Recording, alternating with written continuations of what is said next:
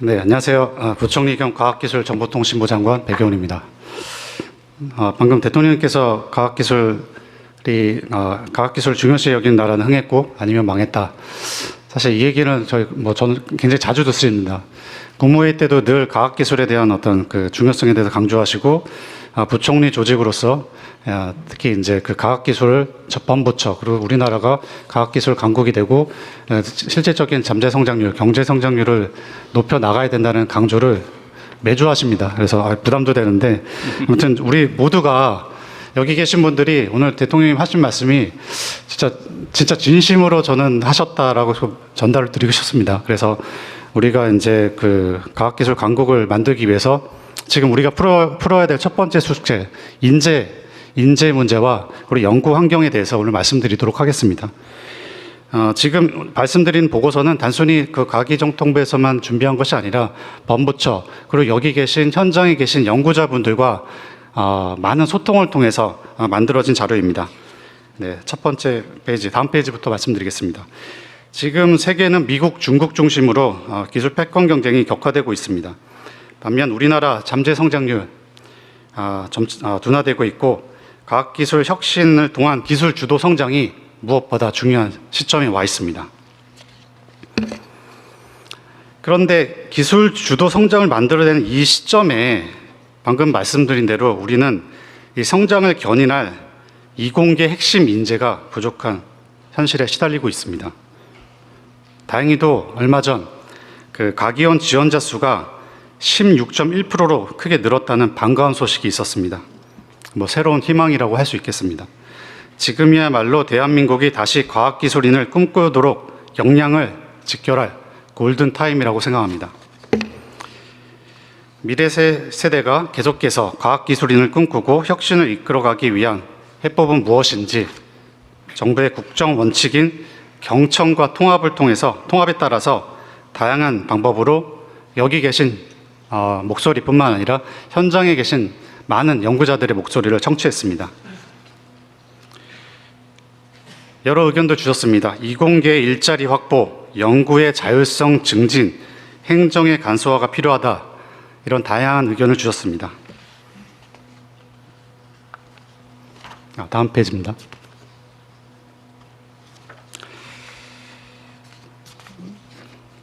이에 따라 정부는 이러한 의견들을 모아서 우수한 인재가 모여들어 혁신을 선도하고 혁신적인 성과가 다시 우수한 인재를 유인하는 선순환 체계를 만들어 가고자 합니다.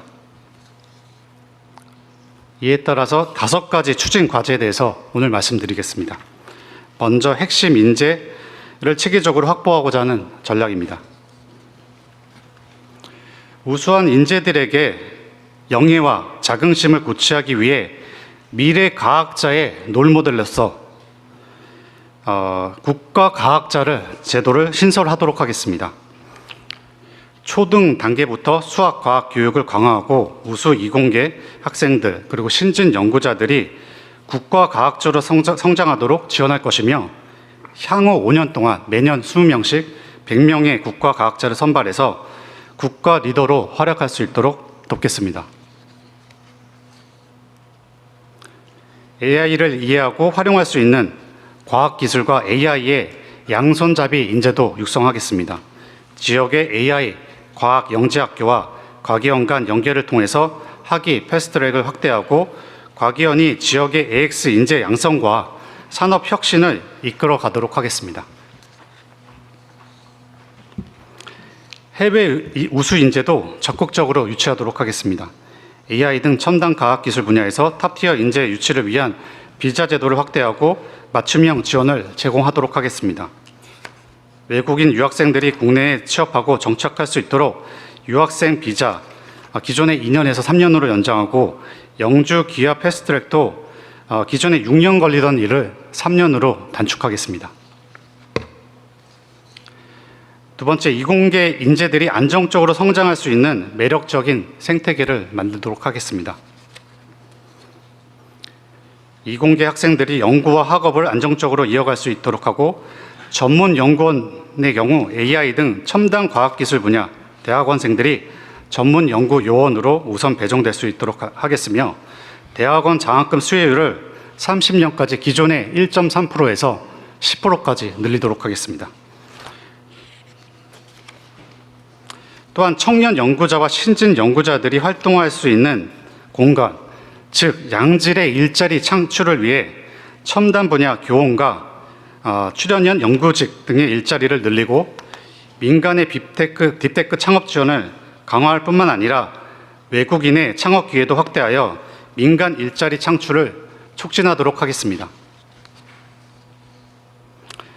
그리고 기초 연구를 1.5만 개 수준으로 확대하고 연구비를 안정적으로 지원하며 역량 있는 연구자들을 정년과 관계없이 지속적으로 연구할 수 있는 기회를 제공할 수 있도록 하겠습니다. 아울러 연구자들의 겸직과 연구년을 활성화하기 위해 이공계 지원, 특별법 등 관련 법령을 개정하고 기업 연구자들을 위한 기금 조성도 내년도에 1,000억 원 수준에서 10년간 1조 원 수준으로 조성하도록 하겠습니다. 세 번째, 연구자는 다른 걱정 없이 연구에만 전념할 수 있도록 하겠습니다. 그동안 연구자들이 많은 불만 중에 하나가 과도한 행정 부담이었습니다.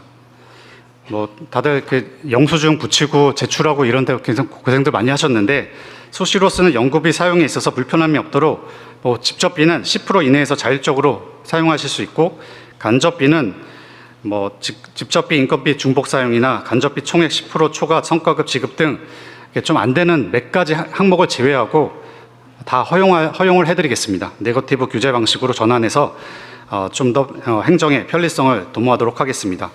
대신에 부정사용 시 최대 10배까지 제재 부과금을 부과하도록 하겠습니다. 아울러 그동안에 이제 과제 제출할 때마다 거의 460여 종에 달하는 행정 서식들, 이런 서류들을 제출하셨는데요. 연구자가 하나의 창구에서 행정을 처리할 수 있도록 간소화하겠습니다. 또한 연구자는 하면 연구하시는 분들은 박수도 쳐주고 그래야 되는데 별로 연구 안 하시는 분 같아요, 전부 다. 네, 감사합니다. 네. 여기 키스 부원장님은 영수증 안 붙여보셨죠? 네.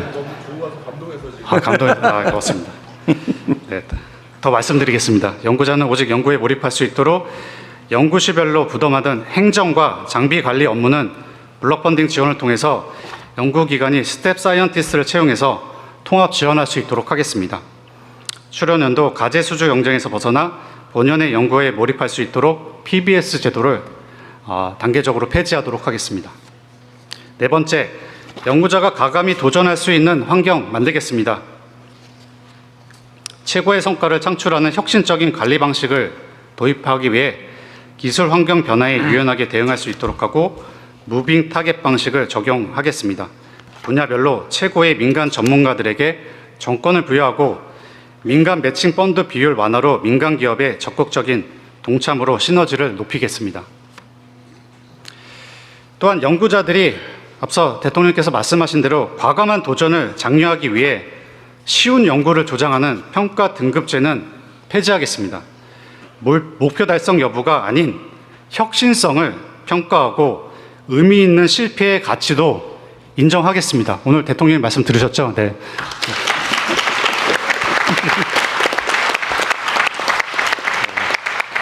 실패를 용인하는 R&D 문화 만들도록 하겠습니다. 이를 뒷받침하도록 평가위원 전문성과 책임성 높이기 위해 우수평가위원을 확보하고 평가위원 실명제 등도 확대하도록 하겠습니다. 마지막입니다. 연구비가 필요한 곳에 제대로 쓰여질 수 있도록 기반을 만들겠습니다. 안정적이고 효율적인 R&D 투자 실현을 위해서 변동 가능성이 컸던 R&D 예산은 매년 정부 총 지출 대비 5% 수준으로 유지하고 AI 등 전략 기술 분야의 대형 산업은 기존 4년이 걸리던 연구 착수 시간을 2년까지 단축하고 예산이 적시적소에 효과적으로 배분될 수 있도록 R&D 투자 AI 시스템도 도입하겠습니다. 혁신이 또 다른 혁신으로 이어질 수 있도록 더 많은 연구 데이터들이 축적되고 공유되어 더 혁신적인 다음 연구로 이어지는 체계를 구축하고 지방정부가 스스로 기획하고 집행하는 지역 자율 R&D 체계의 도입으로 지역 균형 발전을 선도하도록 하겠습니다. 또한 지역 거점 대학이 과기원 수준의 역량을 갖추는데 총력을 다해 지원하도록 하겠습니다. 이상의 5가지 중점 과제를 토대로 역대 최대 규모인 R&D 예산 35조 원을 제대로 사용해서 다시 과학인을 꿈꾸는 과학기술 강국 대한민국을 만들어 가겠습니다. 감사합니다.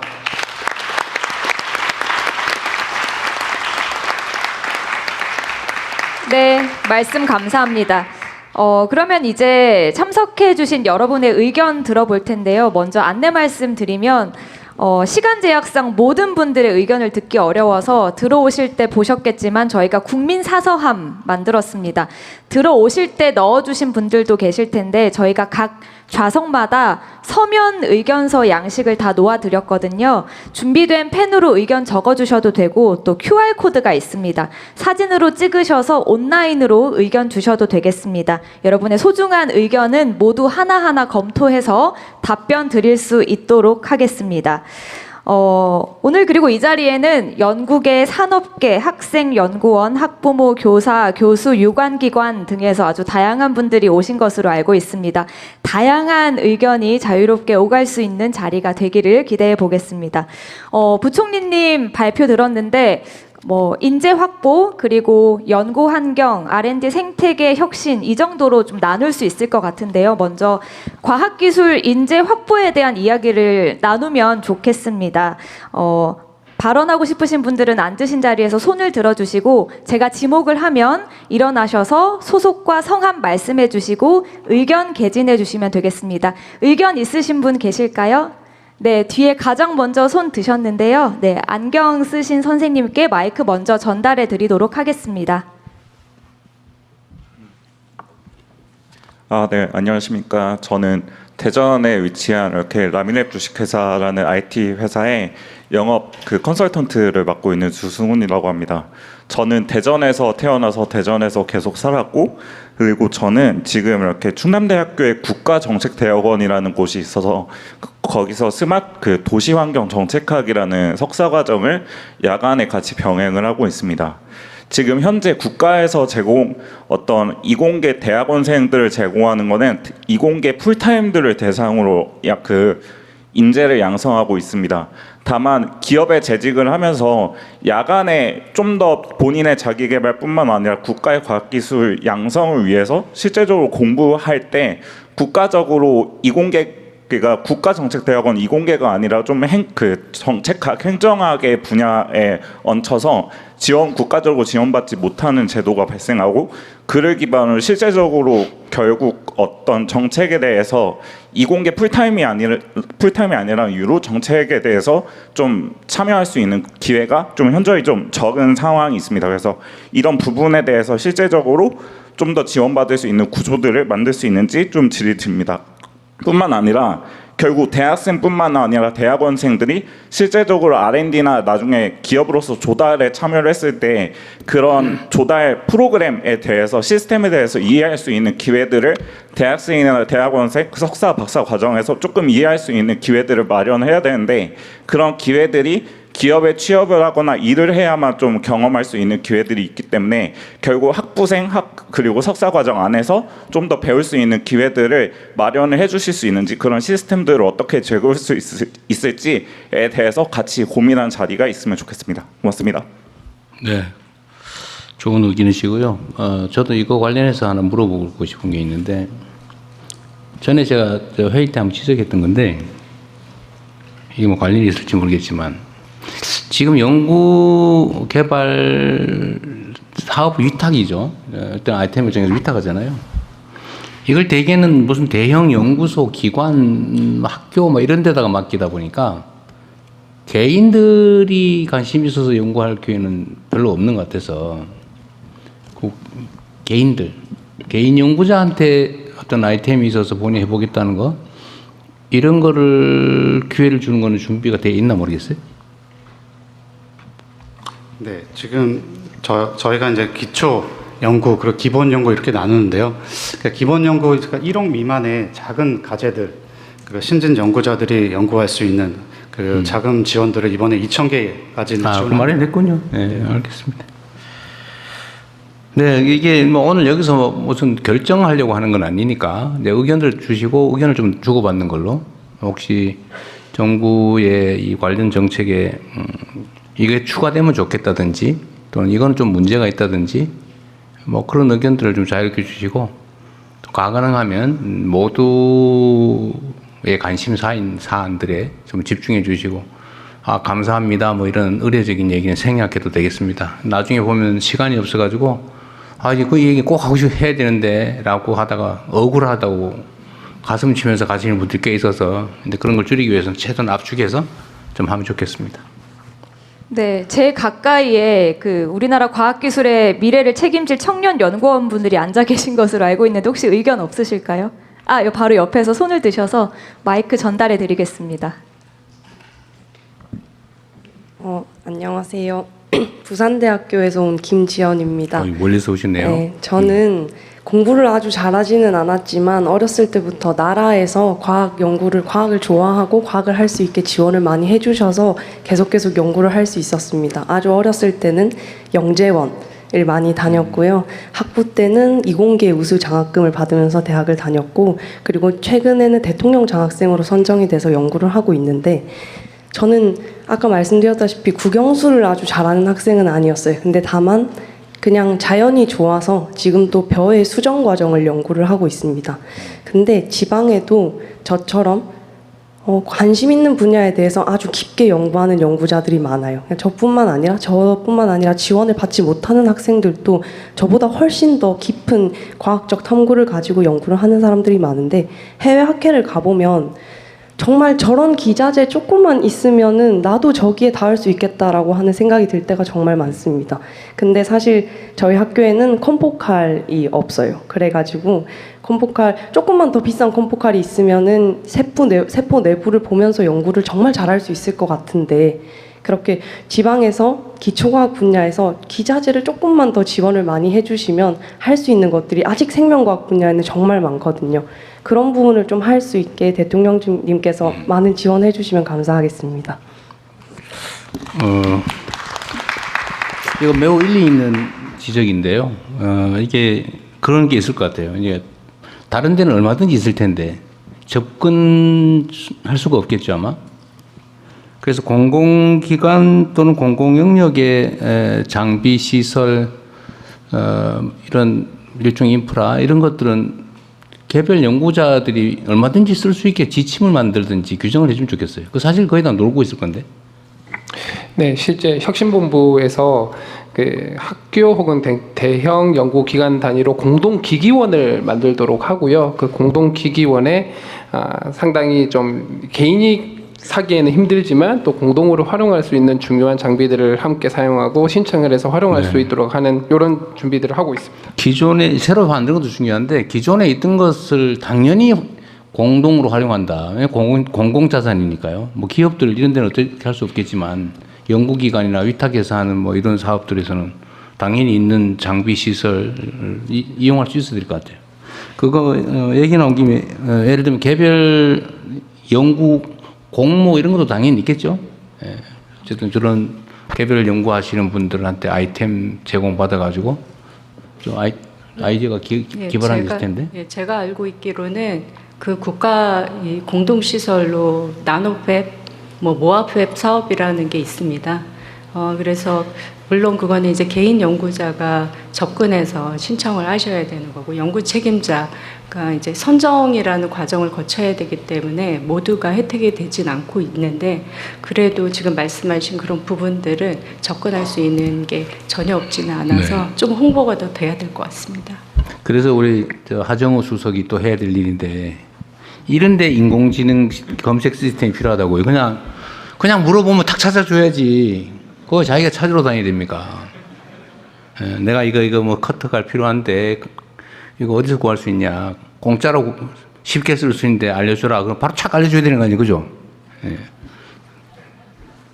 준비하겠습니다.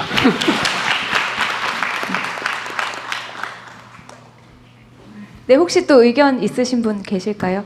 제 반대편에 계신 안경 쓰신 선생님께 마이크 전해드리겠습니다. 네, 안녕하세요. 저는 한양대 백소연이라고 합니다. 어제 저녁까지 저희가 베이징대에 있는 인공지능 천재반 튜링반을 방문하고 오늘 여기 참석하고 싶어서 새벽 비행기로 왔습니다. 그래서 오늘 발표해 주신 정책을 보니 저희도 뭐 못지않게 잘 될 수 있겠다는 희망도 좀 생겼는데요. 특히 이제 국가과학자 제도가 좀 굉장히 인상 깊었습니다. 그런데 그 구성의 내용을 제가 정확히 파악할 수는 없지만 한 가지 좀 드리고 싶은 말씀은 그 국가과학자 안에 청년 과학자의 비중을 좀 늘려주셨으면 어떨까라는 생각이 있습니다. 그래서 국가과학자 안에 청년 과학자를 많이 선정을 해주시면 사실 저희 지금 여기에 있는 세계에서 가장 똑똑하고 잠재력 풍부한 우리 인재들이 30년 뒤에 어떤 기대감보다는 당장 5년 뒤에 나도 저렇게 될 수 있다라고 생각을 해서 더 빨리 저희 과학계에 들어올 수 있을 것 같다라는 생각을 했습니다. 네, 이상입니다. 네, 이게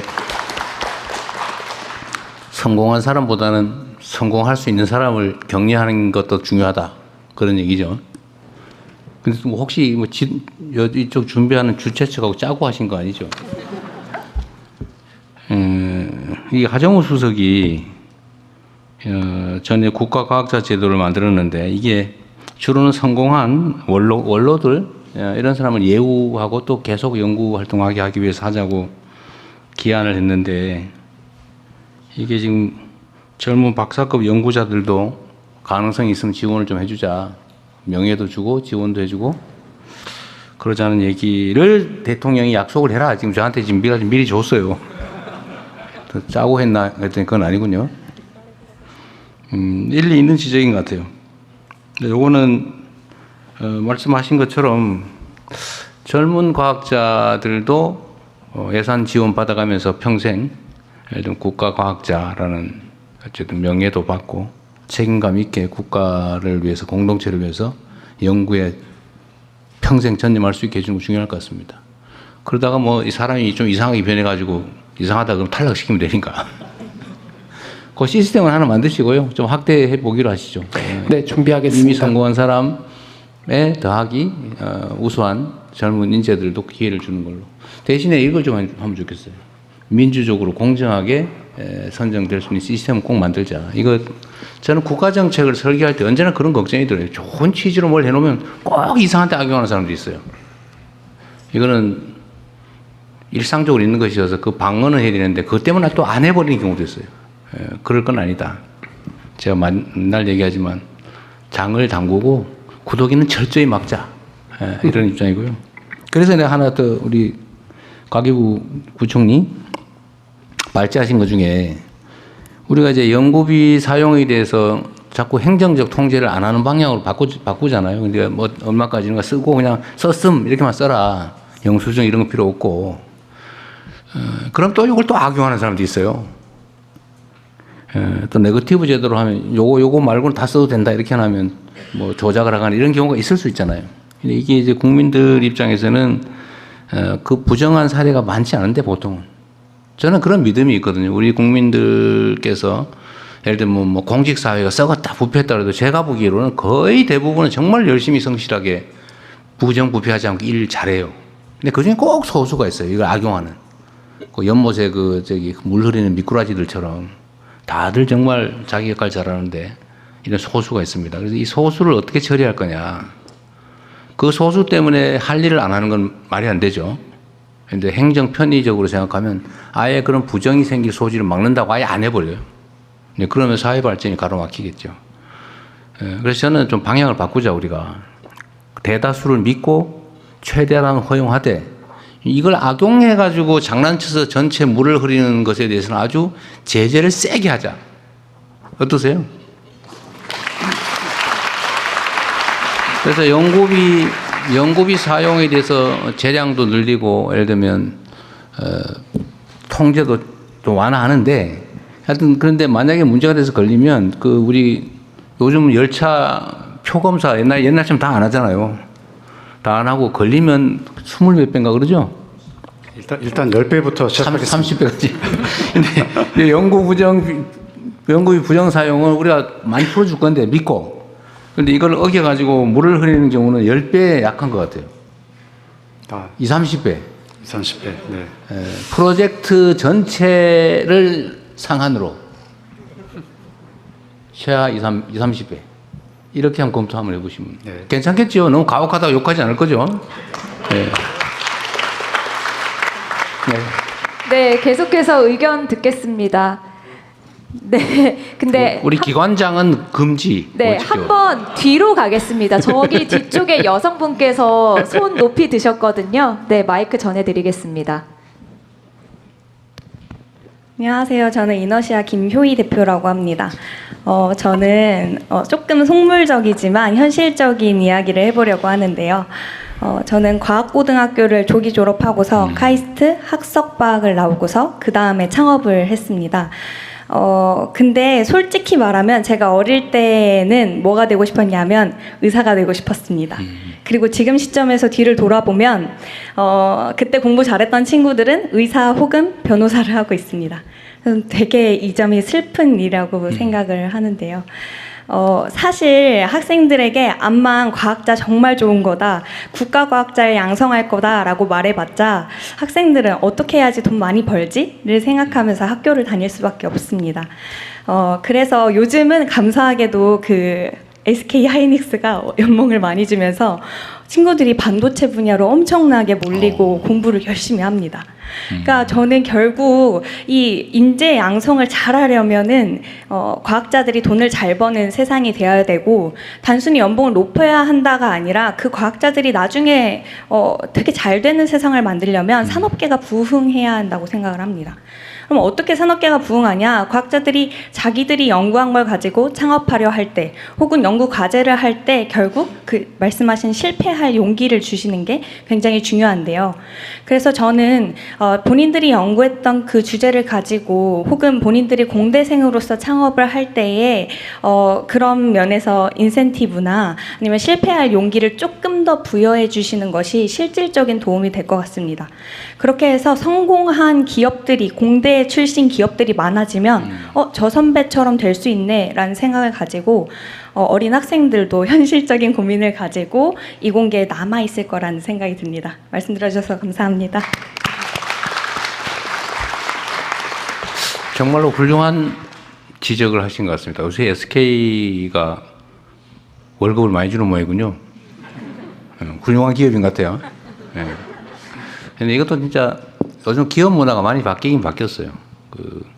제가 여러 논란이 있는데 보니까 그 노동자들의 노동을 착취해가지고 이제 월급 떼어먹고 뭐 그런 데 있더라고요. 최근에 문제되는 데가.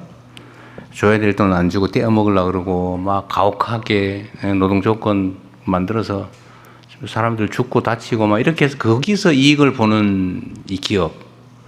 아니, 그리고 반대로 첨단 과학 기술에 투자해서 정말 국제 경쟁력을 기술로 실력으로 결판을 내면서 이렇게 수익을 나누는 그런 기업들로 이렇게 크게 나눌 수가 있는데, 제가 보기엔 대한민국도 그렇고 앞으로 전 세계가 그러겠지만 이제 노동자들 그 쥐어짜고 착취해가지고 거기서 돈 벌겠다 이런 생각하는 건 성공하기 어렵습니다. 뭐 잠깐 성공할지 모르겠지만. 그래서 정말로 성과에 대해서 충분히 보상하고 정말 새로운 첨단 기술 개발해가지고 무슨 뭐 HBM 이런 거 하나 개발해가지고 대량으로 팔면 엄청나게 남는데 거기 기여한 과학자들, 연구자들 충분히 보상해주면 또 다른 아이템 생기고 이렇게 되지 않겠어요? 우리 사회 전체 분위기도 좀 그래 바뀌어야 될 것 같고요. 우리 가기부 장관님, 우리가 이제 그 기업 지원 사업 중에서도 이제 실패자 펀드 이런 걸 만들기로 했잖아요. 네. 저희가 창업이나 이런 거 할 때 지원을 하지 않습니까? 지원을 했는데 실패했다 그러면 우리나라는 기본적으로 이제 신용 불량돼 가지고 다시는 못 일어나게 돼 있거든요. 거의 대부분. 그래서 이렇게 하면 안 된다. 진짜 실패가 자산이다. 많이 실패한 사람이 훨씬 성공할 가능성이 높거든요. 경험이 쌓이기 때문에. 그래서 실패자들에 대해서도 우리가 뭐 금융제도나 이런 데서는 다시 재기가 어렵게 돼 있긴 하지만 그런 것도 많이 완화할 거고, 펀드 지원도 실패자들을 우대하는 그 펀드도 만들고 하는데, 요 과학 연구 분야에서도 아까 우리가 말은 했지만 실패한 사람에 대해서 차별하지 않겠다 수준까지 겨우 얘기한 것 같아요. 실패자들을 좀 우대해주는 인센티브를 주는 것도 한번 연구해 보시면 어때요? 네. 아니, 선의를 가지고 열심히 했는데 연구가 실패할 수 있잖아요.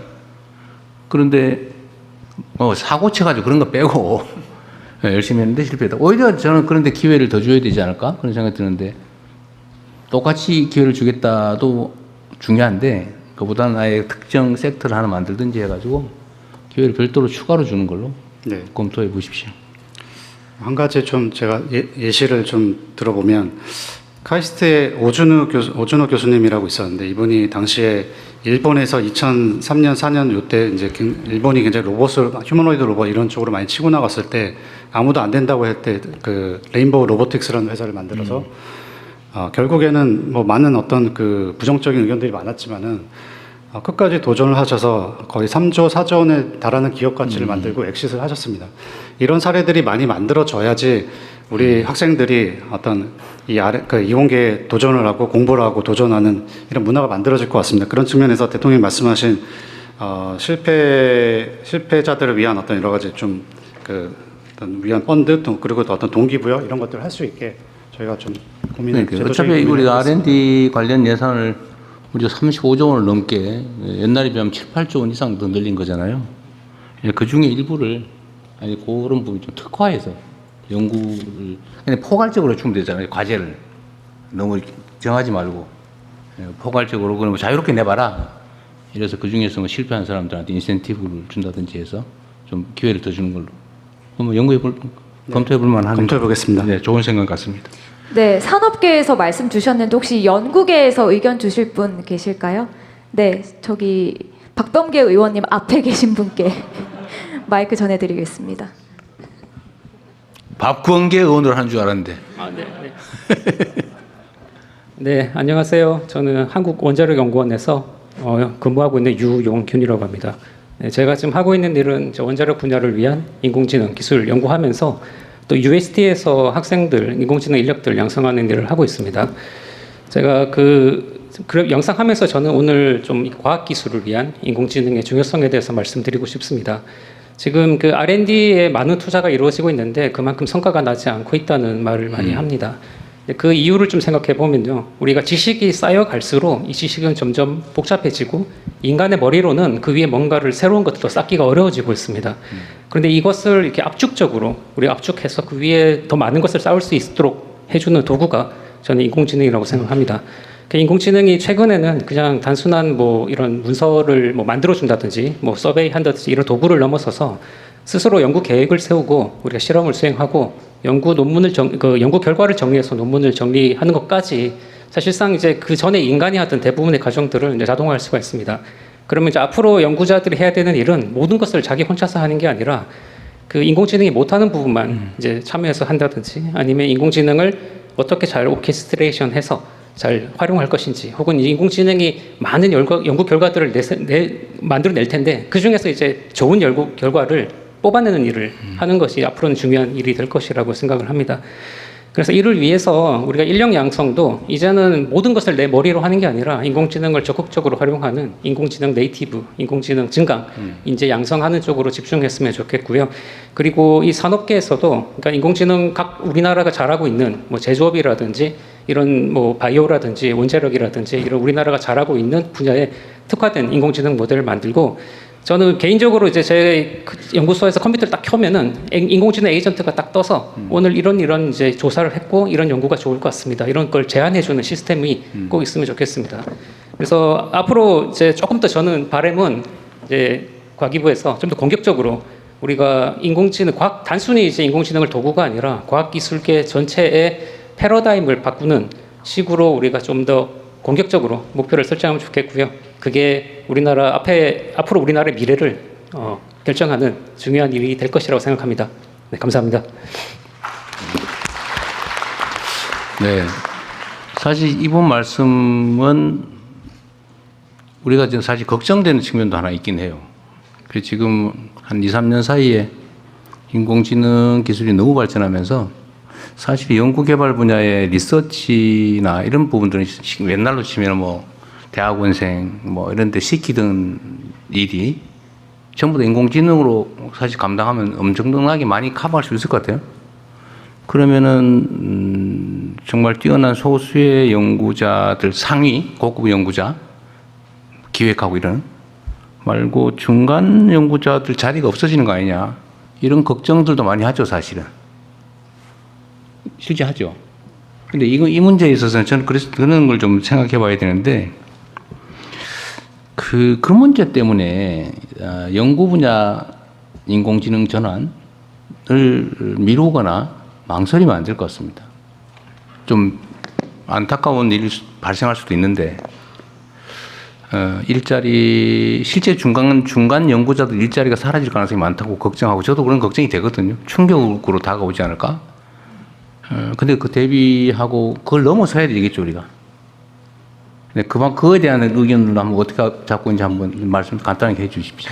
네, 지난번에 대수부 때 한번 동일한 말씀을 주셨었고요. AI 시대의 과학 기술 연구란 패러다임이 굉장히 많이 바뀔 거기 때문에 그러면은 이제 연구자들은 어떻게 AI 연구를 해야 하는가? 기존의 주니어들이 하던 연구들을 인공지능이 대체할 텐데 그러면은 연구 기획, 실행, 평가 단계 모든 것들을 인공지능은 가능하게 해서 넣어야 되는 게 아닌가라고 요청을 주셨고 거기에 대한 어떤 패러다임 변화 준비는 AI 전략위원회에서 과학 AI 분과에서 논의를 하고 있고 또 요거를 내년에 400억 정도 예산을 잡아서 과학 AI 연구를 하기 위한 사업을 또 별도로 만들어 두었습니다.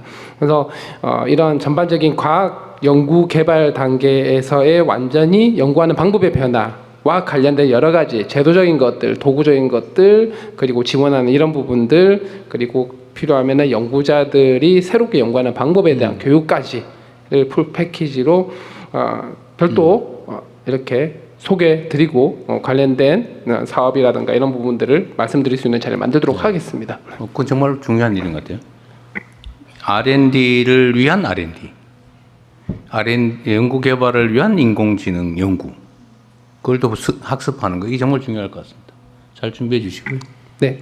네, 저희가 그 인재 확보 중심으로 이야기를 했는데 그러면 자연스럽게 그 R&D 생태계 그리고 연구 환경 혁신 쪽으로 좀 더 자유롭게 이야기를 들어보도록 하겠습니다. 의견 주실 분 계실까요? 네, 여기 제 가까이에 계신 네, 선생님께 마이크 전해드리겠습니다. 예, 기회를 주셔서 감사합니다. 예. 저는 R&D 생태계의 이 선순환 구조의 이 건강하게 만드는 선순환 구조의 가장 큰 문제는 그러니까 산학연의 이 선순환 구조가 잘 돌아가야 된다고 생각하는데요. 특히 학교나 정부 출연 연구소는 어떻게 보면 공공의 개념이 강하고 산은 사적인 개념이 강하다 보니까 연구 개발이나 기술 개발이 이게 좀 충돌이 되는 부분이 많이 생깁니다. 이 영역이 조금 다르다 보니까. 그래서 이 산학연 구조가 건강한 선순환 구조가 되기 위해서는 기업에 있는 연구자들이 학교나 정부 출연원에 겸직이 가능해지는 이런 시스템이 만들어지면은 요 산학연에 대한 건강한 네트워크 시스템 이런 게 잘 돌아가지 않을까라고 생각이 돼서 이런 기업 연구자들의 이런 학교나 정부 출연연에 연결이 될 수 있는 연계가 될 수 있는 이런 겸직이 가능한 이런 시스템이 좀 구축이 되면은 건강한 생태계가 형성되지 않나라는 의견을 드리고 싶습니다. 예. 제가 얼핏 떠올랐는데 연구기관 학교에 산 쪽이 예를 들면 참여하는 거, 예를 들면 회사에 기술 담당 전무가 어디 대덕 연구원 어디에 그 연구에 참여한다. 이거 괜찮을 것 같아요, 그죠? 근데 반대로 국가 연구기관의 주요 연구자가 아까 얘기한 SK 하이닉스의 개발팀 팀장을 겸하는 거, 요거는 또 약간 그럴 것 같아요, 그죠? 그러니까 이게 양면이 있는 것 같습니다. 한번 이건 연구를 한번 해보십시오. 이게 복잡한 얘기일 것 같긴 해요. 네. 부작용이, 저한테 다시 한번 얘기하면, 어쨌든 산 쪽이 학연 쪽으로 이렇게 겸하고 역할을 같이 나누는 거 좋은 것 같은데, 여기 반대로 국가의 지원을 받아가지고 공적 연구를 하는 사람이 개인 돈벌이 하는 기업체 이렇게 하는 그런 문제가 있을 수 있잖아요. 그죠? 그러나 둘 다 없애면 또 안 되니까 이 부작용을 최소화하면서 그 필요성을 제고하는 효율성을 제고하는 방법이 있나 연구는 좀 해볼 필요는 있겠네요. 네, 이번 대책에 기업과 학교, 그러니까 기업의 주요 연구 임원이나 연구자가 학교의 교수를 겸직을 해서 양쪽에서 월급을 받는 거는 포함을 하고 있습니다. 아, 그쪽 들어오는 건 됐는데. 예. 문제는 이제 이 연구자가 회사 가는 경우는 약간 굉장히 전략 기술이고 국가적으로 집중을 해야 되고 반드시 힘을 합해서 달성을 해야 되는 몇몇 분야가 있을 겁니다. 이런 부분에 한정해서 좀 안전장치를 만들어서 전면하게 설계를 해서 만들어 보겠습니다. 일이 많겠네요. 손이 많이 가 있어요. 부총리께서 열심히 해주실 것 같습니다. 네, 다른 분 의견 들어보겠습니다. 아, 그 전에 여기 네. 우리 대학원생 이분 말씀 네, 한번 들어보죠. 박사 과정에 계신 분이라고 알고 있습니다. 아까부터 뭐 할 얘기가 있어서 보이던데 아닌가요? 그냥 열심히 들었는데요. 발언 기회를 주신 김에 몇 가지 그런 말씀드리고 싶습니다. 저는 카이스트 대학원 총학생회장 이슬기이고요. 바로 본론을 말씀하라고 하셨으니까 저는 아까 저기 뒤에 이너시아 선배님께서 말씀하신 거랑 연결되는 것 같은데요. 저희는 매년 연구환경 실태조사라는 조사를 합니다. 학생회에서. 그러면은 학생들 한 1,800명, 4분의 1 이상의 학생들이 매번 참여를 해서 매년 약간 데이터로 우리가 뭔가를 바꾸면 어떻게 영향을 받는지 확인을 하고 있는데요. 가장 시급하게 변화되어야 한다는 거 맨날 1위가 경제적 환경이고 두 번째가 국가 차원의 이공계 투자입니다. 그래서 이번에 국가 차원의 이공계 투자를 한다고 하니까 아주 반가운데요. 거기 관련해서 카이스트 학생들이나 일반 이공계 학생들은 인건비의 거의 대다수가 연구개발비의 학생 인건비에서 나오지 않습니까? 카이스트의 경우에도 80%에서 90%인데 이렇기 때문에 이제 연구개발 과제가 뭔가가 이제 기준이 바뀌거나 사용 방법이 바뀌면은 학생들의 약간 생계에 바로 영향이 오는 구조로 돼 있습니다. 그래서 이번에 PBS도 카이스트도 폐지를 한다고 들은 것 같은데 그 전환기에서 학생들이 최대한 충격이 좀 적을 수 있도록 해주시면 좋겠고요. 그리고 학생들의 그런 기본적인 인건비를 보장해 주실 때 물가 상승률에 뭔가 함께 가는 연동 지표를 만든다든지 약간 좀 저희가 매번 여러 선생님들 다 쫓아다니면서 어떻게 해보지 않아도 좀 어느 정도 보장이 되는 방식을 좀 찾아볼 수 없을까. 어느 정도 이제 연구 개발비와 학생의 안전한 생활을 좀 분리해서 재원을 좀 마련을 할 수 없을까 그런 고민이 듭니다. 네. 네. 사실 오늘 과교부 장관께서 발표한 내용도 이렇게 수없이 많은 현장과의 토론 논의를 통해서 발췌한 내용들이에요. 앞으로도 대화를 좀 최대한 많이 하고 제가 각 부처의 이해관계 집단, 전문가 집단하고 계속 토의를 좀 해라 뭐든지라고 지시를 하고 있는데 어쨌든 여기는 과학기술계 토론도 꽤 많이 했던 것 같고 그중에 혹시 누락된 게 있는지 끊임없이 토론하시고 이 학생회에서도 제시해가지고 저 하정우 수석한테 말씀하시든지 아니면 과기부에 얘기하든지 하세요. 다 통로가 다 열려 있으니까요. 통로를 열어주시면 저희가 정말 할 많은 제안을 하고 싶습니다. 제가 정부 공직자들 보면은 막 아이디어를 짜내려고 막 인상을 쓰면서 막 이러고 있거든요. 그래서 제가 그러지 말고 가서 물어봐라. 그냥 그 이해관계 있는 사람들한테 물어보면 그 사람들이 다 얘기해 줄 텐데 그걸 뭘 며칠서 그냥 모여가지고 머리를 쥐어짜고 있습니까? 이게 사람이 한계가 있어가지고요. 자기가 처한 상황에서 생각할 수 있는 게 한계가 있거든요. 행정 서비스는 쳐다보고 있는 이 국민 대중이 원하는 걸 해주는 건데 거기다 물어보면 될 거를 굳이 안 물어보고 책상에 모여가지고 막 고민하고 있어요. 근데 우리 과기부는 안 그러죠? 현장 목소리를 너무 많이 듣다 보니까 오히려 헷갈려요. 카이스트 한국과학기술 같은 경우는 사실은 상대적으로 지원이 많이 그렇죠. 하고 있습니다. 대학원생들이나 이제 스타이펜드도 그렇고 사실은 많은 지방에 있는 학교들이 이런 뭐 장학금이나 여러 가지 대학원생들 지원하는 이런 그 비중이 굉장히 좀 상대적으로 좀 낮은 편입니다. 네. 그래서 지금 교육부랑 저희가 논의하고 있는 것이 일반 대학들도 가기원 정도 수준의 지원이 될 수 있도록 기존의 이제 가기원 제도를 일반 대학원에 전파하는 이런 노력들을 같이 논의를 좀 하고 있습니다. 그래서 지금 물론 4대 가기원도 부족한 부분들, 뭐 장학금들, 여러 가지 연구 생활비들 지원하는 것들 아까 발표드린 대로 늘려 나가는 부분 포함해서 네. 균형 발전이 될 수 있게 종합적으로 잘 검토하도록 하겠습니다. 네. 우리 이슬기 총학생장님 말씀 속에서도 들어있는데, 현실적으로 학생들이나 이 중간 연구 참여자들, 인공지능으로 소위 리서치나 연구 보전하기 대체되는 것에 대한 두려움이 있죠. 네, 네, 많이 있습니다. 그래서 이번에 학생들끼리 TF도 꾸려서 이런 이야기도 좀 설명도 받아보자고 하고 있고요. 극복책은 뭐예요? 토의해본 결과 거기에 대한 어떻게 해결하자는 거에 대한 얘기를 해봤을 거 아니에요. 그러니까 그 중에 공감 가는 거 있으면 한번 얘기해 보세요.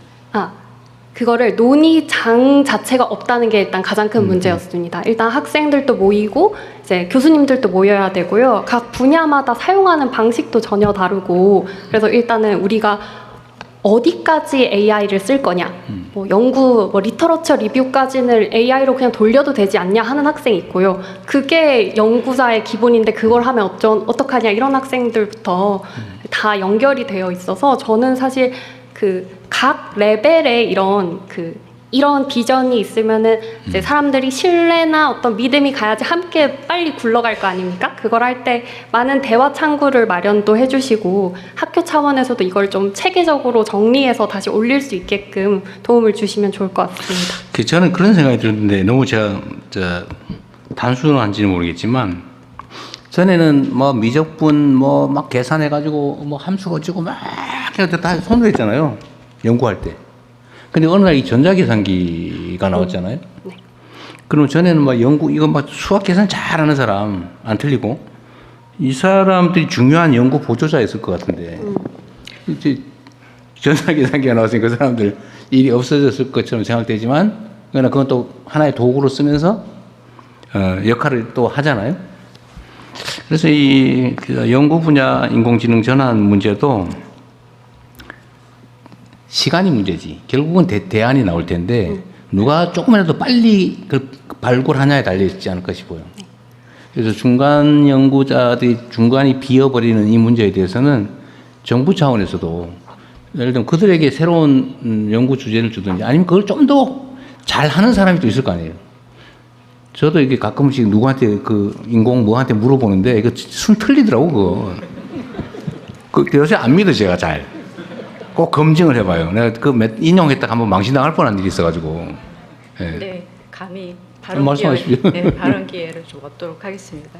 방금 전에 또 사실 말씀 꺼내시기 전에 카이스트 포함해서 또 지역의 일반 대학보다 이제 상황이 좋은 편이고, 그래서 이제 지역에도 이렇게 자립할 수 있는 걸 해주신다고 말씀하셔서 이게 타이밍이다 생각했는데, 이제 바로 또 넘어가셔서 제가 좀 말씀하신 거 포함해서 좀 의견을 말씀드리도록 하겠습니다. 아까부터 이제 저희가 전체적으로 AI라고 하는 대전환이 이제 기술에서 주제이고 하는 건 이제 전체 저희 과학 분야에서 다 적용할 수 있는 부분이라서 상당 부분 받아들이고 있습니다. 이게 새로운 것이지만 모두 받아들이고 있는 부분인데, 이 해결하는 말씀하신 걱정 부분은 어떻게 보면 도구이기 때문에 저희가 인간이 도구를 사용하는 부분이니까 이 새로운 도구를 또 활용하면서 연구에 더 결과를 낼 수 있을 거라, 저는 이제 중간 연구자라는 그런 표현보다는 저희가 이 환경에 적응을 빨리 할 수 있을 거라고 생각이 됩니다. 그래서 다만 이제 저는 전체적인 이 정책 중에서 가장 의미 있는 것 중에 하나가 매년 정부 총 지출 대비 5% 수준으로 예측 가능하게 해주셨다는 거, 이 부분이 제일 중요하다고 보는데요. 저희가 시기마다 이제 인기 있는 주제들이 있긴 합니다. 그래도 일반 연구자로서 기초적인 거는 꾸준히 지원이 될 수 있다라고 생각하면 저희가 각자 자리에서 또 잘 할 수가 있기 때문에 그 부분이 중요하다고 생각이 되고, 지금 AI 데이터화에서도 한 가지 현장에서 우려하는 것 중에 하나는 이미 있는 데이터를 활용해서 AI 프로그램 자체가 극대화하기 때문에 투입하는 소스에서 좀 더 다양성이 있어야 된다. 그런 부분에서 이제 노력을 해주시길 바랍니다. 네. 네, 저희 약속된 시간이 지나서 벌써요? 네, 괜찮으시면 딱 한 분만 더 의견 들어보도록 하겠습니다.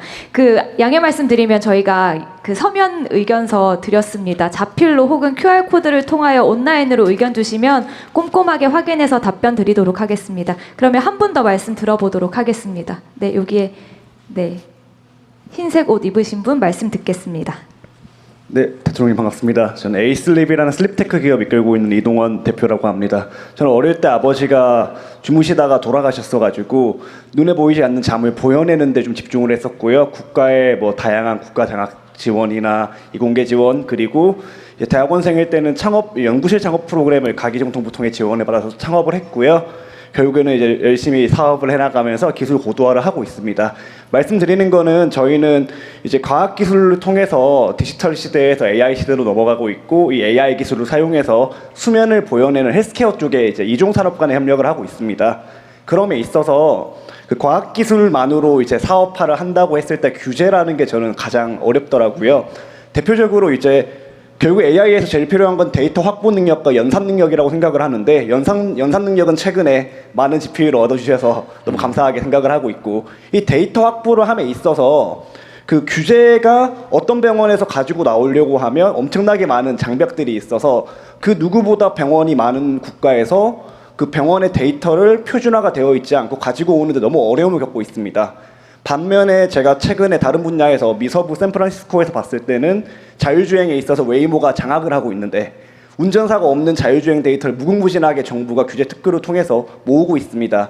그럼에 따라서 결국 범부처 간의 이런 좀 규제, 과학기술이 결국 앞으로의 방향으로 나아감에 있어서 연구부터 사업화까지 규제에 대한 뭐 컨트롤 타워를 어느 부처나 어느 부에서 잡는지 그리고 이런 것들이 문제가 발생했을 때 어디에 문의를 해야 될지 이런 것들 좀 기본적인 질문으로 돌아왔습니다. 그리고 범부처 간의 협력에 어떻게 정부가 좀 컨트롤 타워를 이루는지 좀 답변 주시면 감사하겠습니다.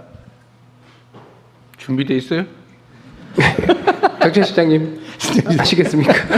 없으면 나중에 해요. 나중에. 있습니다. 네, 우리가 제안을 받자는 네. 거지. 뭐. 네, 실제 규제혁신 TF로 벌써 2차 회의를 했고요. 조만간 규제혁신위원회가 만들어질 거기 때문에 그쪽 채널 통해 가지고 편리하게 처리하도록 하겠습니다. 네, 공공 데이터 공개 문제는 안 그래도 전에 우리가 공개 토론도 한번 했었는데 그거는 최대한 좀 진전되도록 노력해 볼게요. 그리고 안기정 대변인. 네. 원래 오늘 내가 울산 사고 현장을 가보려고 네. 했는데 현장에서 아직 수습 중이라서 대통령이 왔다 갔다 하면 방해된다고 그래서 안 가기로 했거든요. 네. 좀 더 하시죠.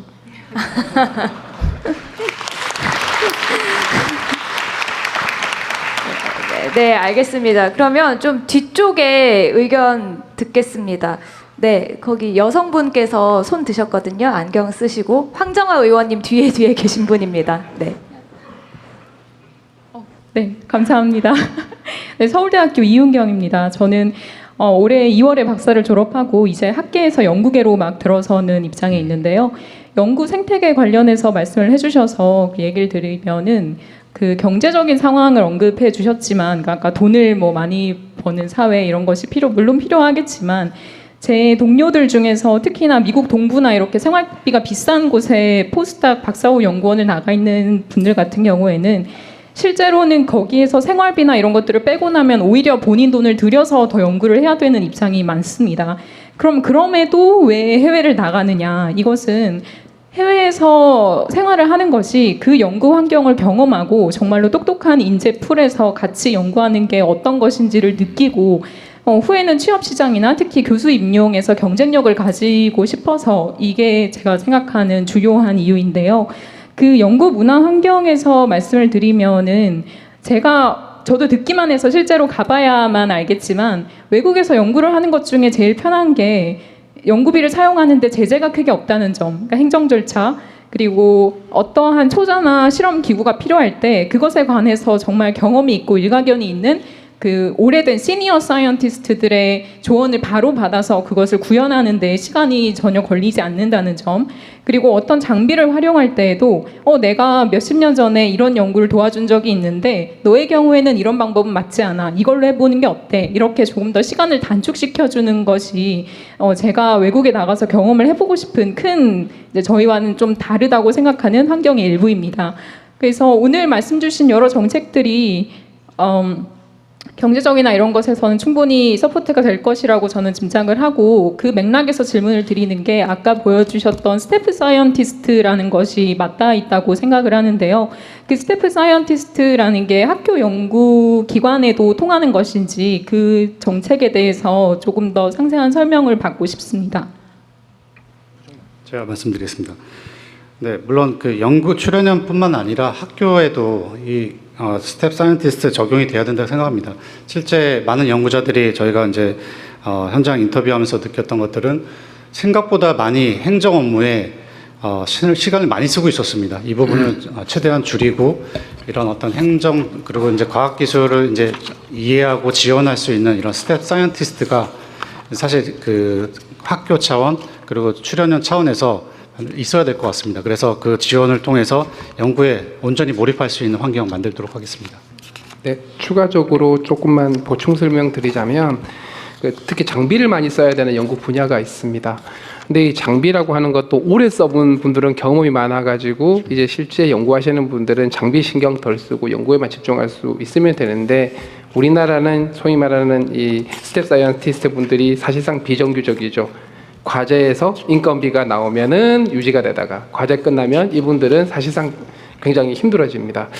그래서 출연 연구기관이나 어떤 대학의 블록펀드 형식으로 이분들이 안정적으로 이런 스텝 사이언티스트로서의 역할을 할 수 있는 형태로 지원을 해드리게 되면 이분들의 도움을 받아가지고 연구가 핵심적으로 일어날 수 있다라는 지역 현장에서 굉장히 많은 어떤 조언을 받았습니다. 그래서 그 부분이 이번 사업에 녹아 들어가 있다, 이렇게 생각하시면 됩니다. 네, 혹시 우리 청년 연구원 분들은 하실 말씀 없으신가요? 매우 만족스러워서 말을 안 하시더라고요. 아, 네, 뒤에 손 드셨는데 마이크 드리겠습니다. 네, 안녕하세요. 네, 저는 카이스트 항공우주공학과 박사과정 재학 중인 하루나라고 합니다.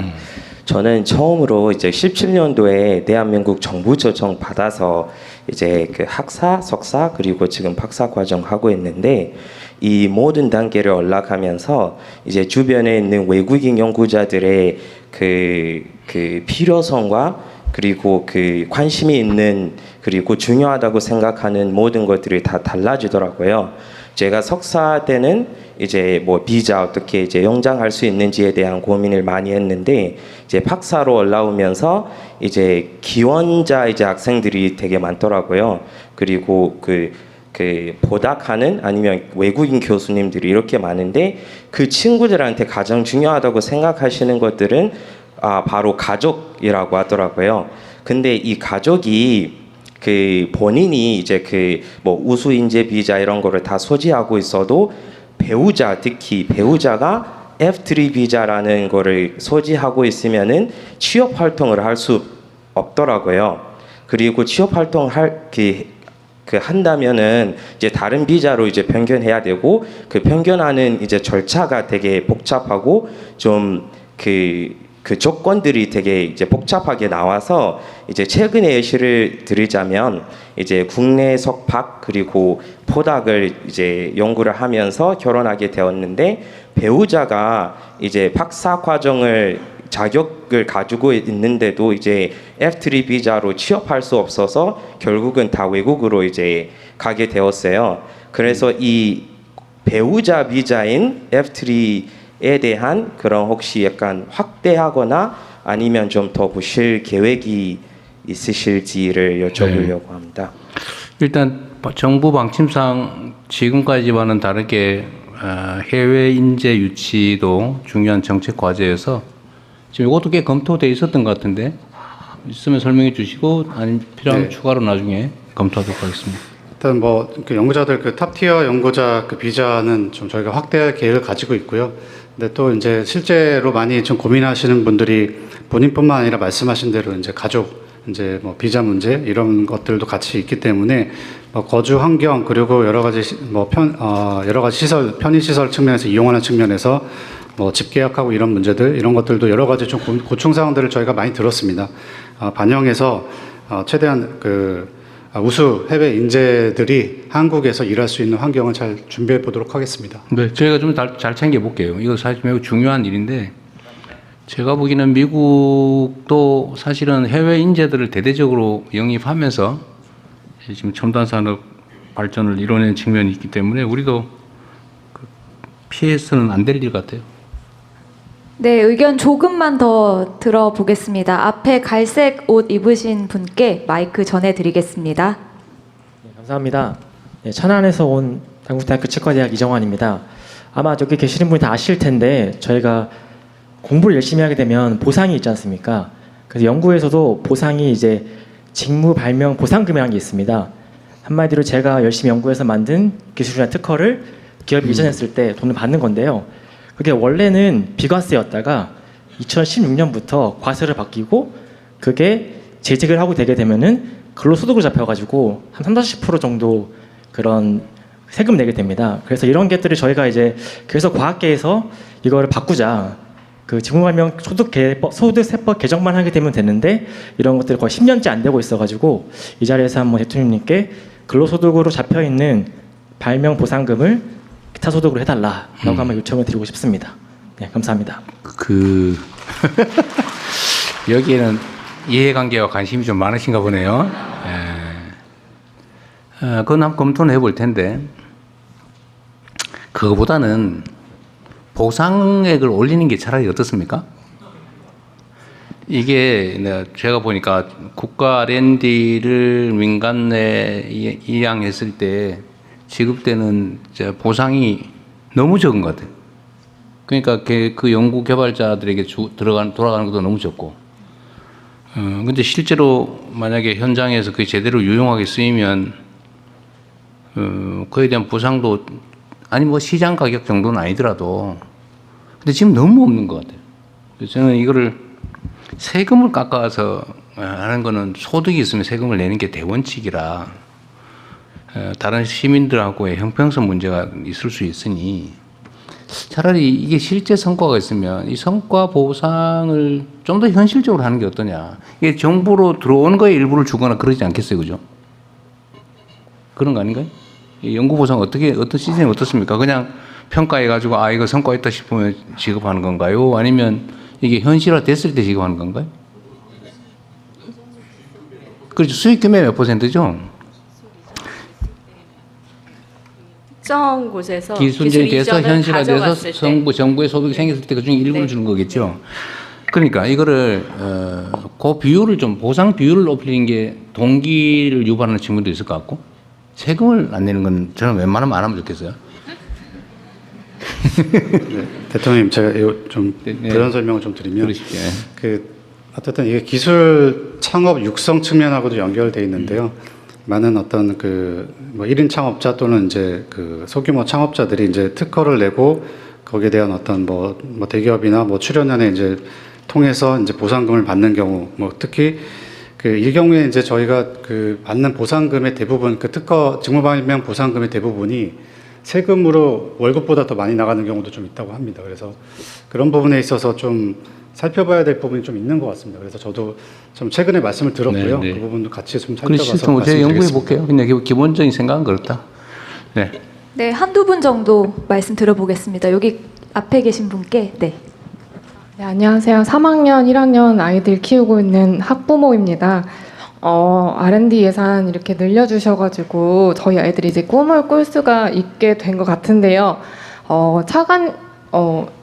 부총리님이 처음에 PPT 띄워주셨던 첫 장면을 보고 초중등 수거 교육이라는 그걸 보고서는 사교육 시장이 더 늘어나겠구나 하는 현실적인 우려가 되더라고요. 사실은 저희 첫째 아이가 이제 로봇공학과를 가고 싶어하고 너무 어리지만 그리고 둘째 아이는 생명공학 쪽에 관심이 정말 많은데 학교에서 아이들이 이러한 곳에 관심이 많으니 어머니 어릴 때부터 학원 정말 잘 보내세요. 잘 관리시켜주세요. 라고 초등학교 선생님께서 말씀을 하셨습니다. 그게 정말 공교육의 현실입니다. 그리고 코드페어나 과학전람회를 보시면 정말 아이들 과학적으로 정말 똑똑하고 천재적인 아이들이 정말 많습니다. 근데 선생님들께서 이제는 더 이상 막 많이 나서려고 하지 않으세요. 왜냐하면은 성과를 내봐야 이거 아까 그 청년 사업가분께서 말씀하셨지만 돈을 더 받는 것도 아니고, 그리고 학부모님들도 이렇게 선생님들이 이 아이가 정말 영특하니 함께 해보지 않을래라고 했을 때 학부모님들이 얘 지금 내신 관리하느라 너무 바빠요. 그리고 이거를 입상을 했을 때 학교 가는데 뭐가 이득인가요? 이렇게 현실이 그렇기 때문에 이러한 정책들도 너무 좋지만 이렇게 과학고도 늘리고 뭐 초등학교에서도 이렇게 한다고 하는데 그런 정책이 혹시 마련돼 있는지 교육부 차관님도 계시고 하니 의견을 듣고 싶습니다. 감사합니다. 교육부 차관님 어디 갔어요? 입장 곤란한 질문한 거죠 지금.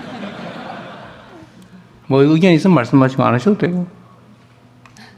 저희 교육계가 가지고 있는 정말 근본적인 너무 큰 말씀을 주셨는데, 저희가 이제 초등학교에서부터 그 과학, 수학 그런 체험 교육 이런 게 확대되도록을 하고 있고, 고등학교에서 이제 과학 중점학교를 이제 늘려서 하고 있는데요. 사교육이 굉장히 이제 빠르게 학부모님들의 마음을 사로잡고 있어서 저희가 굉장히 큰 과제라고 생각하고 과기부와 협업을 해서 잘 풀어가려고 하고 있습니다. 깊이 고민해 보겠습니다. 네. 지금 앞부분 페이지에 있는 지역 AI 과학 영재학교 확대나 지역 과기원 AS 혁신 허브 이 문제는 우리가 국가 전체적으로도 이 문제에 집중하겠지만, 대한민국의 현재 제일 심각한 문제가 어쨌든 수도권 집중이죠. 그래서 우리 정부의 최대 과제는 균형 발전, 그리고 지방에 대한 인센티브를 주는 겁니다. 그래서 거점 대학 육성에도 대대적으로 투자할 거고, 그리고 저기 남쪽 지방이나 소외된 지역, 수도권이 아닌 지역에는 사람들이 영재학교 이런 걸 워낙 선호하니까 이런 걸 확대하겠다 그 말씀이고요. 어머님 말씀하신 내용 중에 길게 봤을 때, 내가 과학자가 됐을 때 내가 피곤한 인생을 살게 되지는 않는다. 내 실력과 역량에 따라서 충분히 보상받고 인정받는 삶을 살 수 있다, 이렇게 믿어져야 되잖아요.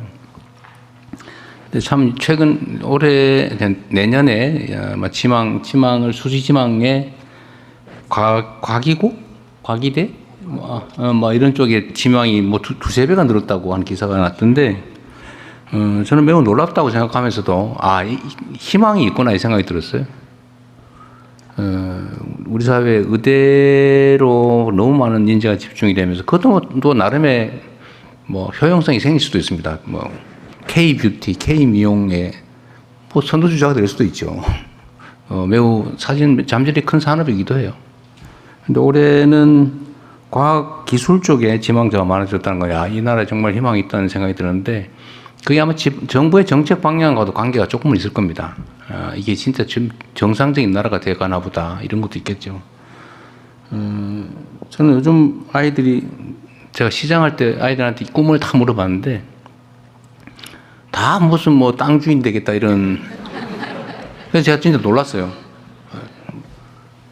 옛날에는 다 과학자, 비행사, 우주인, 대통령 이랬잖아요, 그죠? 근데 요즘은 좀 다르더라고 보니까. 주로 돈 버는 거에 관계돼 있는. 돈 버는 것도 그렇게 막 권장할 그런 영역은 아니었던 것 같아요. 좀 방향을 바꾸는데 국가 영향을 대대적으로 투여할 생각입니다. 그래서 전체를 좀 방향을 틀어놓으면 쉽게 안 돌아가거든요. 물론 법 제도화도 해야 되고, 그다음 의지도 보여줘야 되고, 우리 사회 시스템도 그렇게 좀 구조적으로 안정적으로 바꿔놔야 이제 실력 있는 사람이 존중받는 사회가 되겠구나. 과학기술을 열심히 공부하면은 그 길이 생기는구나. 성공할 길이 생기고 존중받는구나. 이렇게 만들어 보려고 합니다. 시간이 좀 더 있으니까요. 좀만 더 하십시오. 여기까지 왔는데 말도 못하고 얼마나 억울하겠어요. 네, 그러면 저쪽에 손 높이 드신 분께 마이크 전해드리겠습니다. 네, 안녕하세요. 저는 연세대학교에서 연구 교수로 연구를 하고 있는 김태영이라고 합니다. 거시적인 관점에서 너무 많은 좋은 이야기들을 해주셔서 저는 아까 배경훈 장관님께서 소개했던 프레젠테이션에서 그 비전임 교원이니까 제가 전임 교원을 많이 이렇게 늘리고자 한다라고 하셨는데, 다 아시다시피 지금 저희가 출산율이 굉장히 낮고 학생이 줄어드는 이런 환경에서 이렇게 현실적으로 어떻게 늘릴 수 있을지에 대해서 궁금하고요. 그리고 두 번째로는 가제를 평가하는 사람 6,000명 정도를 이렇게 만들겠다, 그런 직책을 만들겠다라고 했는데 그게 현실적으로 가능한지도 궁금하게 됩니다. 답변 드리겠습니다. 일단 지금 저희가 지금 고민을 많이 하고 있는 부분이 이제 포닥하고 이제 비전임 교원들이 충분히 대우를 받고 연구할 수 있는 환경을 만드는 게 중요하다고 생각합니다. 그래서 왜냐하면 전임 교원 대비 비전임 교원의 수가 거의 뭐 동등한 정도 수준의 어떤 숫자에 육박합니다. 그렇기 때문에 비전임 교원들, 이들이 결국 미래 과학기술의 또 중요한 어떤 인재들이니까 이들을 위한 일자리 창출, 뭐 이게 전임 교원이 될 수도 있겠고요. 뭐 연구 출연연이나 이런 데로 어떤 뭐 진출이 될 수도 있겠고, 이런 측면에서의 어떤 정규직 뭐 교원이든 연구자로서의 어떤 기회를 정부가 좀 계속 찾고 발굴하고 만들겠다라는 말씀을 좀 드렸던 거고요. 그를 위한 어떤 만약 학교에서 이런 전임 교원을 늘리기 위해서 재정적인 부담이 있다면 그런 부분들 저희가 이제 지원할 부분들 좀 찾겠다, 이렇게 좀 봐주시면 될 것 같습니다. 그리고 평가위원회에 대한 부분, 여기 계신 분들은 다 좀 공감하시는 문제일 겁니다. 좋은 어떤 평가위원들 셋업이 가능하냐, 모든 과제마다 이게 신뢰할 수 있는 평가를 우리가 받은 것이 맞냐, 그런 부분에 있어서는 일단은 가급적이면 투명성, 이제 실명제, 평가위원 실명제도 말씀드리고 있는데, 가급적이면 투명하게, 그리고 그 평가 내용을 최대한 공개하고, 그리고 이제 평가위원도 사실 이게 저희가 필요에 따라서 평가위원들을 소집하는 게 아니라 그 해당 분야의 어떤 전문가들을 이렇게 풀을 저희가 잘 세팅을 하고 그분들과 계속 교류하고, 어떻게 보면 한 10% 20% 정도는 전담 평가위원을 좀 구성해 보고자 합니다. 이런 어떤 노력들을 통해서 평가의 어떤 공정성 그리고 전문성을 한번 높여 나가도록 해보겠습니다. 대체적으로 이 연구 결과들은 무슨 군사 보안이나 이런 것이 해당이 되지 않으면 공개해도 되는 거잖아요, 그죠? 그리고 기본적으로 국가가 비용을 들여서 연구한 결과는 우리 국민 모두의 것이기 때문에 누구나 쓸 수 있게 공개해야 될 것 같거든요. 그래서 저는 만약에 이것도 사실 잘 안 되고 있는데 데이터 공개해야 되잖아요. 연구 결과도 그냥 국민들이 다 판단할 수 있게, 그 전부 공개되다. 예를 들면 이번에 평가를 하게 됐는데 올해 평가 대상은 이거다, 그리고 전부 다 데이터로 공개를 하고, 그걸 가지고 심심한 사람은 챗GPT에다 물어보든지, 이제 이렇게 객관적인 검증은 아니죠. 객관적으로 다시 재평가될 수 있다고 생각되면 평가위원들도 최대한 중립적이고 객관적으로 하려고 노력하지 않겠어요, 그죠? 그래서 저는 이게 모든 문제의 근본은 비공개, 불투명성에서 나온다고 보는데, 이 평가도 대상도 공개하고 평가 과정도 공개하고 평가 결과도 공개하고 이렇게 하면 별로 문제 없을 것 같아요. 네, 가급적 모든 과정을 좀 공개하고 합니다. 공개하는 걸 원칙, 투명하게, 공정하게. 네, 그리고 양해해 주시면 충남대 교수님 그리고 그 이슬기 학생회장님 모두 발언하셨는데 옆에 연구계, 그리고 산업계 준비된 게 있는데 못 하고 있군요. 대표하신 분들 오셨는데 말씀 못 들어본 것 같아서 한 그러시죠? 말씀씩 좀 짧게 부탁드리겠습니다.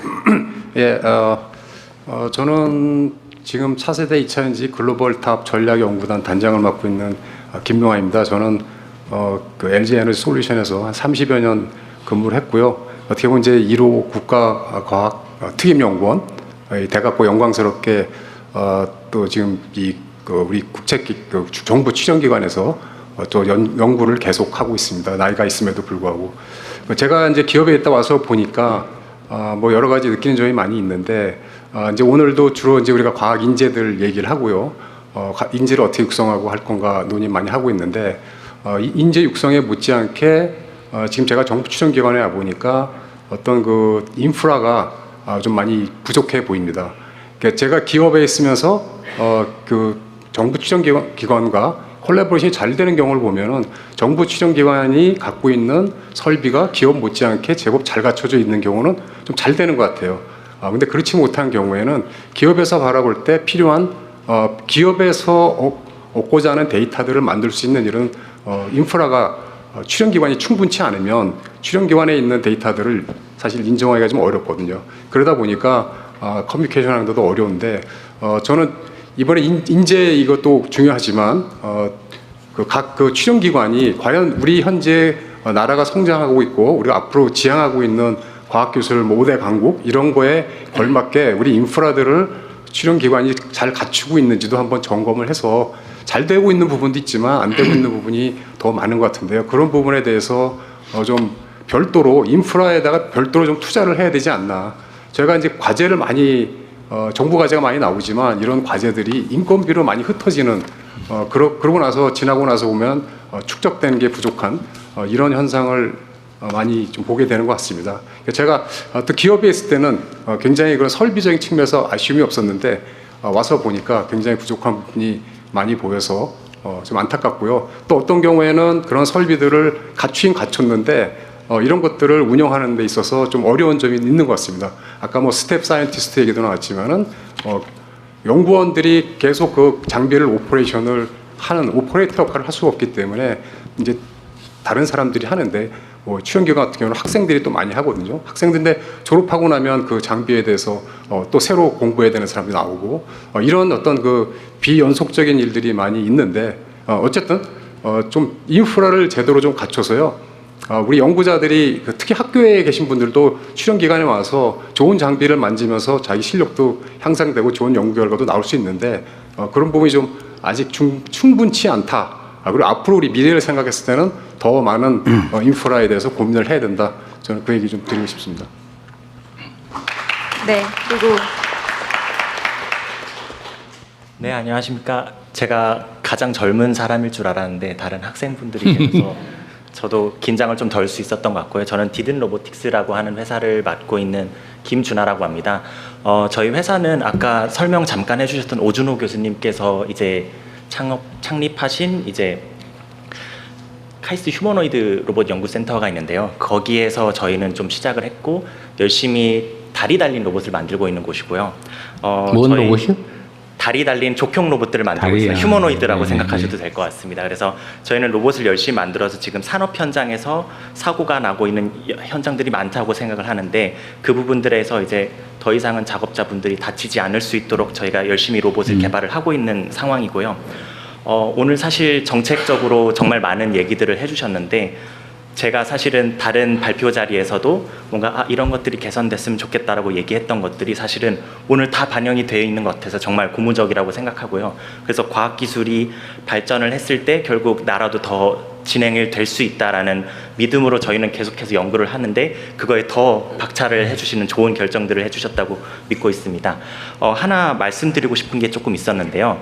저는 솔직하게 말씀드리자면은 공부나 이런 것들을 좀 늦게 시작한 편이고요. 그리고 내가 창업을 해야지 아니면 내가 로봇을 정말 잘 해봐야지라는 생각도 제가 대학원 와서 조금 나중에 생각했던 것 같습니다. 그게 왜 그런지 다시 되돌아봤을 때 제가 학부 때 뭔가 배우는 수업들이나 이런 것들이 사실은 나중에 내가 실제 작업을 할 때 아니면 일을 할 때 어떻게 연결되지? 라는 그 연결성 측면에서 모호한 점이 없지 않아 있었던 것 같습니다. 수업 때는 그저 수업 자체로서만 듣고 이게 나중에 어떻게 쓰일지 모르는 상황이었던 거죠.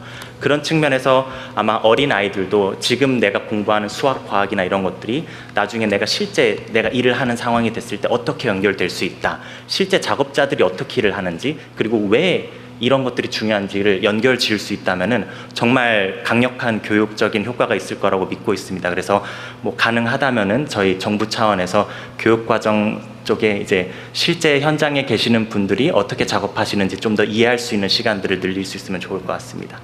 네, 이상입니다. 감사합니다. 네. 그 아까 말씀하시고 싶은 게 있었죠.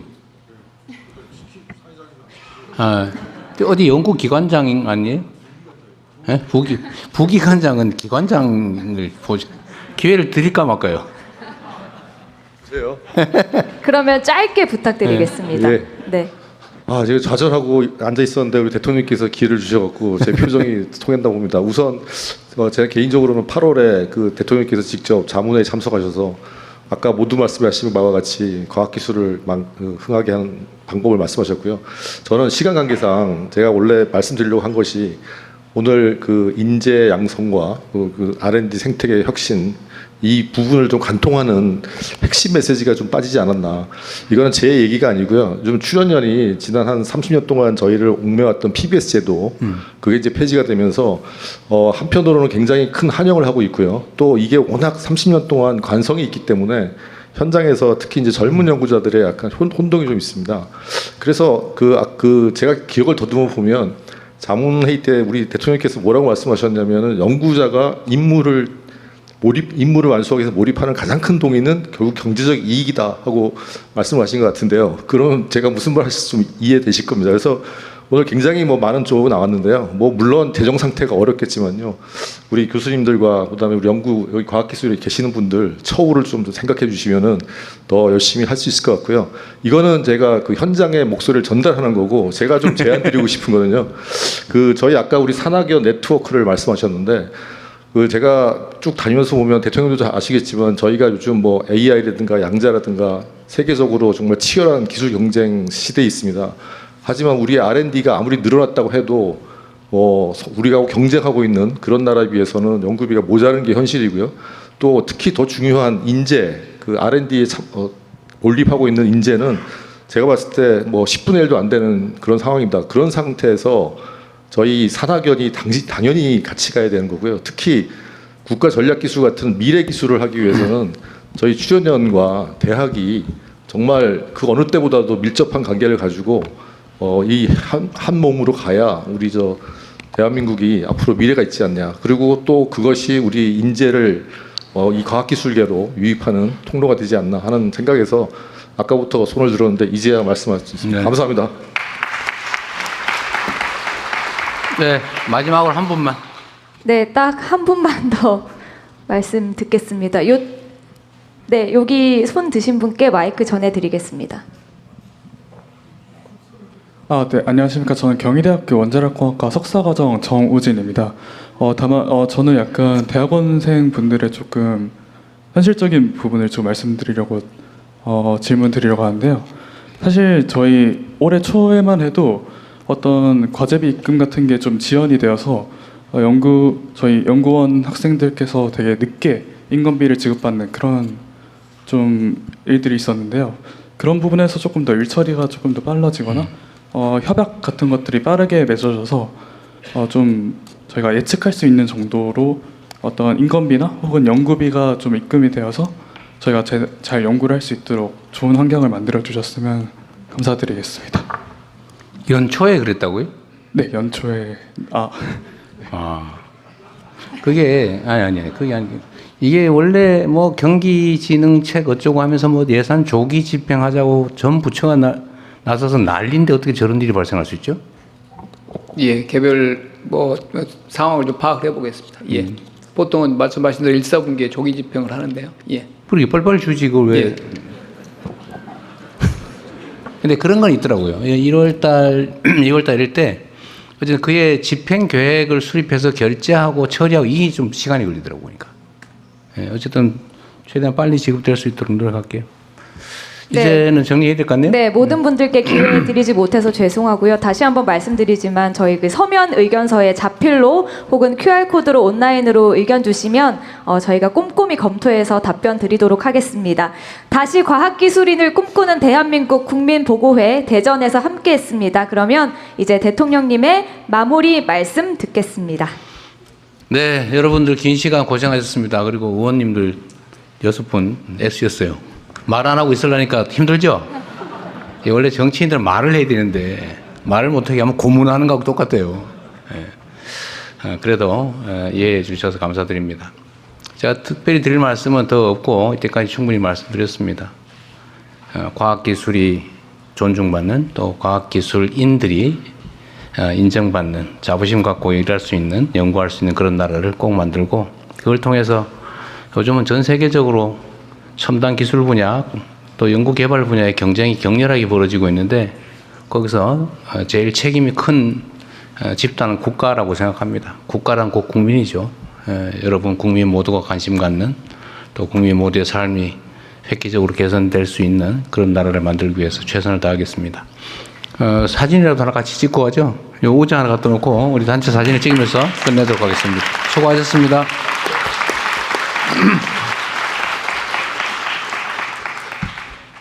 네, 같이 앉으신 분들께서도 사진 함께 촬영하시면 좋겠습니다.